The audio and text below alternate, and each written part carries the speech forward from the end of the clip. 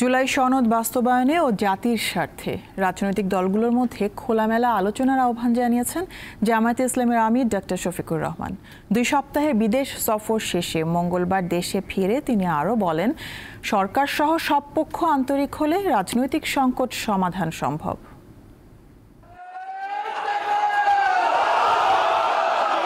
2 সপ্তাহের বিদেশ সফর শেষে মঙ্গলবার ভোরে দেশে ফিরেছেন জামায়াতে ইসলামের আমির ডাক্তার শফিকুর রহমান। এ সময় বিমানবন্দরে তাকে অভ্যর্থনা জানান দলটির নায়েবে আমির, সেক্রেটারি জেনারেল সহ দলীয় নেতাকর্মীরা।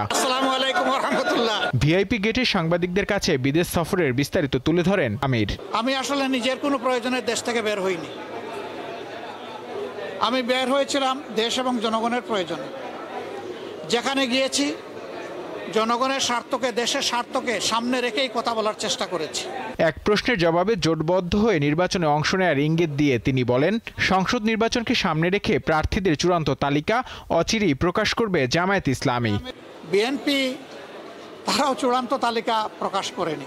যেহেতু আমরা একা ইলেকশন করব না, আরও অনেককে আমরা ধারণ করব দেশ এবং জাতির স্বার্থে, সব দিক বিবেচনা করেই চূড়ান্তভাবে যথাসময় ইনশাআল্লাহ আমরা প্রার্থী ঘোষণা করব। ফেব্রুয়ারিতে জামায়াত নির্বাচন চায় জানিয়ে জামায়াতের আমির বলেন, দলগুলোর মধ্যে অমিল থাকতে পারে কিন্তু বিরোধ নয়। পারস্পরিক আলোচনা ও বোঝাপড়ার মধ্য দিয়ে সমাধান খুঁজে নিতে হবে। 1 সপ্তাহ সময়ের ভিতরে রাজনৈতিক দলগুলো বসে যদি একটা কনসেনসাসে পৌঁছতে পারে, সরকারের জন্য এটা ভালো। এবং আমরাই সবার আগে আমাদের পক্ষ থেকে আমাদের নায়েবে আমির আহ্বান জানিয়েছেন যে আসুন আমরা খোলামেলা আলোচনা করে সমাধানে পৌঁছি দেশ এবং জাতির স্বার্থে।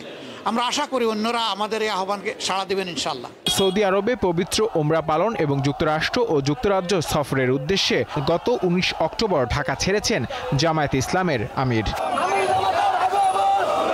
নূর আলম, দীপ্ত সংবাদ, ঢাকা।